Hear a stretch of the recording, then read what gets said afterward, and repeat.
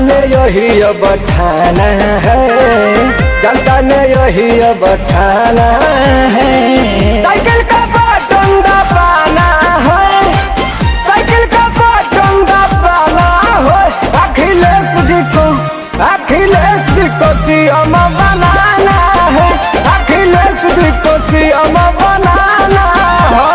समाजवादी पार्टी जिंदाबाद, जिंदाबाद जिंदाबाद, अखिलेश भैया जिंदाबाद, जिंदाबाद जिंदाबाद, अखिलेश भैया जिंदाबाद, जिंदाबाद जिंदाबाद, महेश भैया तो जिंदाबाद। जिंदाबाद जिंदाबाद।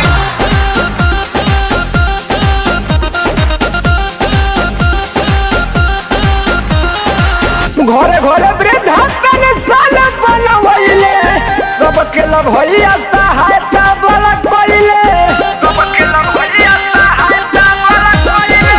घरे घरे वृद्धा पेंशन बनवैले, सबके भैया सहायता बड़ा कइले।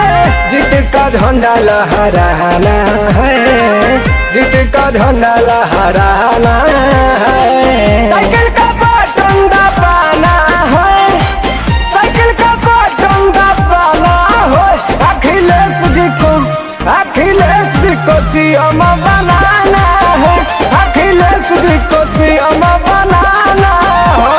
समाजवादी पार्टी जिंदाबाद, जिंदाबाद जिंदाबाद, अखिलेश भैया जिंदाबाद, जिंदाबाद जिंदाबाद, अखिलेश भैया जिंदाबाद, जिंदाबाद जिंदाबाद, महेश भैया तो जिंदाबाद। जिंदाबाद जिंदाबाद, जीतला के बाद भी है भैया का जगार हो, इन्हीं को बाद सच्चा दिल के सरकार हो, इन्हीं को बाद सच्चा दिल के सरकार हो।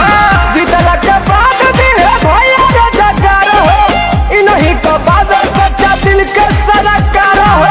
400 से पार लेकर जाना है, 400 से पार लेकर जाना है। साइकिल का बटन दबाना है, साइकिल का बटन दबाना है। अखिलेश जी को सीएम बनाना